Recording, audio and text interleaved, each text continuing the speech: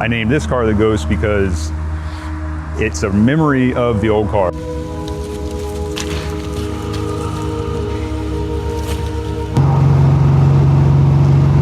Okay, current situation. It's f***ing freezing out. It's too cold to have the windows down. If I put the windows up, I can't f***ing breathe.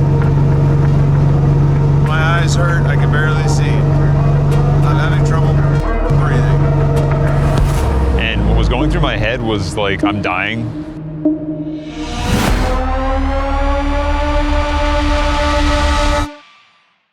My name's Cody Groom. I spend my time showing you guys amazing cars and the stories behind them. Damn! It's about the people, places, and of course, cars.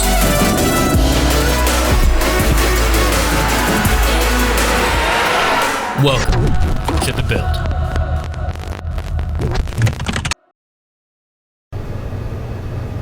So I was looking at the M235, and that was like, this would be my adult car. I'm selling 3 Saabs right now, which was like a silver NG900 that had like a fully built motor from a rally company in Sweden. It's like revved to 8,000 RPMs. 400 horsepower front wheel drive.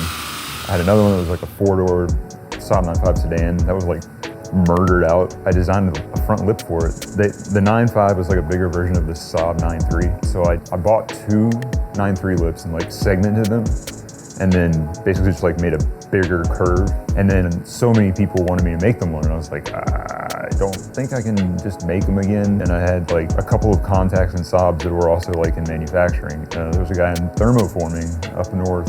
They made parts for John Deere, for Harley Davidson. Thermoforming is like stamping plastic.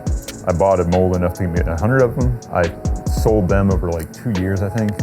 That combined with selling those cars got me into an M2.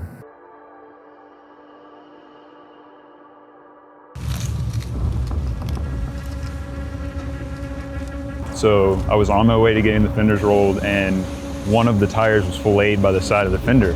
So that ended up in the car bouncing off curb, going through tree. And when I stopped, I looked down and I see a fire coming off of the floor. It was like an electrical fire because it was a small little blue flame. Tried putting it out with the floor mat from the back, and it just started to spread. Never hit the gas tank, luckily, so it wasn't like a big explosion, but it was just kind of like a sad thing to see.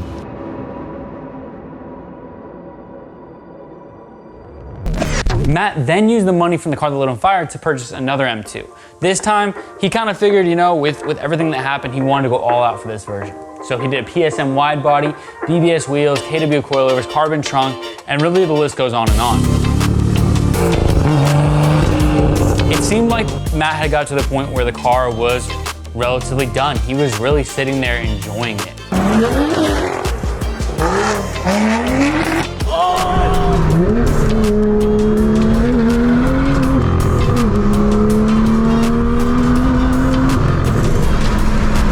He actually even took it to SEMA. And seeing this car on the floor at SEMA, I was super excited for him, knowing everything he's been through.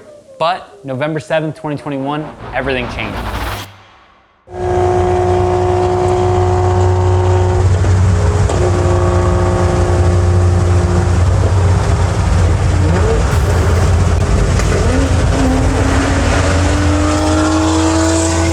A Saturday where I'd gone to Cars and Coffee.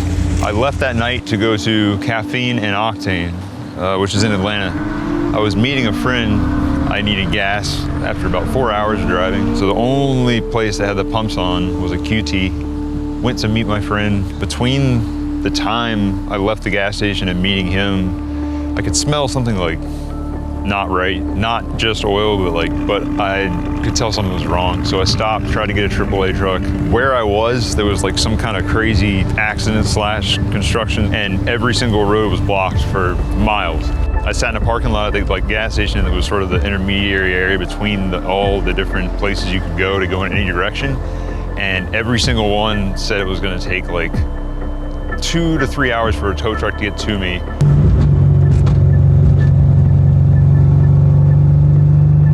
It was also during COVID, so I wasn't gonna be able to drive with the tow truck driver. And my wife was gonna have to leave, drive to me 4 hours, and then drive me back home. But I would not have been back in time to make it to work. So I basically limped the car home, pretty much it would just kind of fall off and get stuck at RPMs.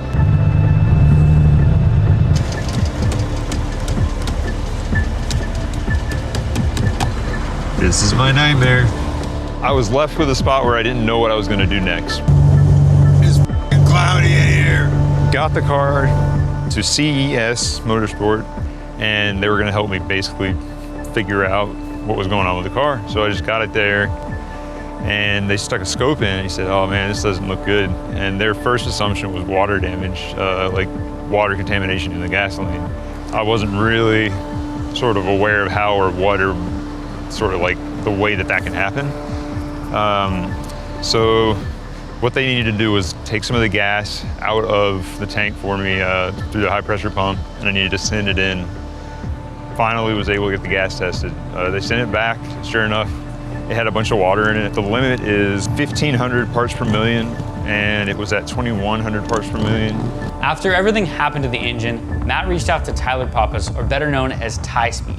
He's really like a BMW M2 guru. We even did an episode on his actual M2. He's one of the coolest laid-back guys I know, but just so knowledgeable. The perfect guy that you could ask to bring this ghost back to life. Car gets towed here in North Carolina like 6 months ago. And I had the windows down. I actually had a gas mask in the car because I work in radiation, and full like face shield with filters. I was dying. I was hallucinating, I'd say is like the best thing to describe it. I was just so irritable. I was trying my best not to pass out. I was going slow. The car was going slow. The amount of smoke inside that thing, I was sweating like every night for 2 weeks after that, and the sweat was just like, it smelled like tar. We do an initial investigation and preliminary teardown. We verify that the car didn't have any compression. We take the motor out. We do a teardown and analysis, find the damaged, broken piston ring lands. Take photos to diagnose and prove basically scientifically that it was caused by water damage, was so that QT would have verification that that was the issue. Basically, we estimated it out, sent that to him, that he then forwarded to the fuel company. And the fuel company said, oh, thanks, not our problem. If they're gonna turn me down, not help put the engine back together the way it was, then go big or go home. We went through the process like we normally would for one of those M55 builds, which we had done a few at that point already. So, the block got cleaned up and sent out to a machine shop for the cylinder support systems, which is basically like a modification of the block. I'm like, hey, dude, I got all the parts, I got the block back.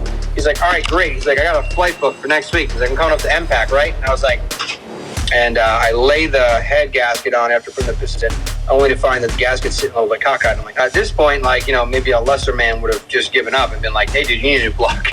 And we need the whole process again, right? So we got really creative, and we used a lot of heat and a hydraulic press that you normally use to repair a frame or crash damage on a crashed car, and very carefully placed the I call reverse jaws of life, which kind of pried apart that crushed part of the block, lots of heat so it didn't crack, and then basically got it to as close as I could feel comfortable without shattering that thing into 100 pieces. This motor just went back together the way it was. I hit the start button.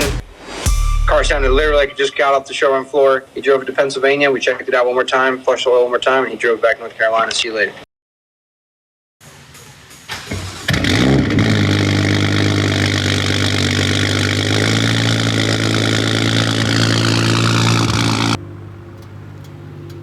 Everything that he's gone through and all these different things, and man, what a really genuinely nice guy, super deserving person, hardworking guy. So I think with Matt, the moral of the story is you have a guy that put hours and hours into this car for no other reason other than he simply loves it.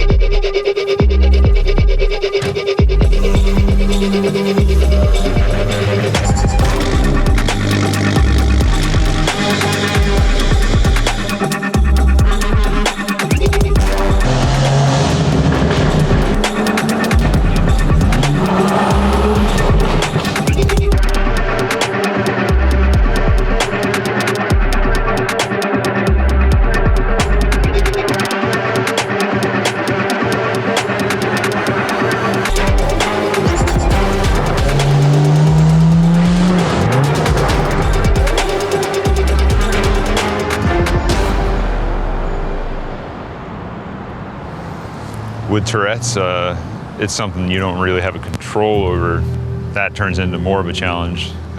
So it's interesting. I think that kind of set me up for being a kind of person who has that mindset of just because something's going bad or something's wrong, even if people are telling you or people are making you feel like you should just get rid of it, you should just sell the car, or you should just stop trying to be normal.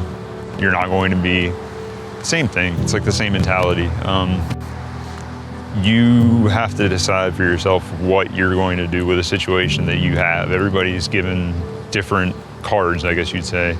It at the same time is going to give you a chance to learn, be stronger, figure out how to make it so that you can continue on, be happy, and not be limited because other people may say that's something that limits you.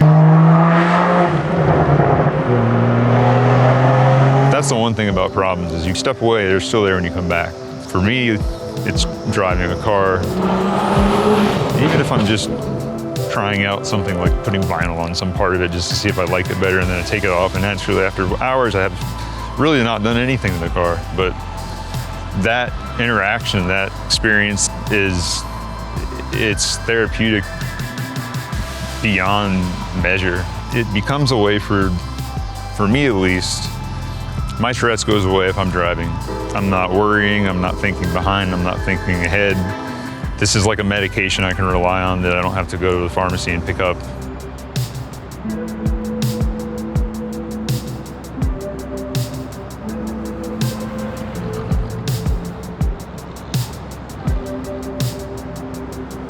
Plug, Lean Customs, pen, Ghost. Let me try that again. Dude, yeah, it's a ghost. It disappears. Yo, I'm a dad now. I got dad jokes. That was good, dude. Those are the best kind.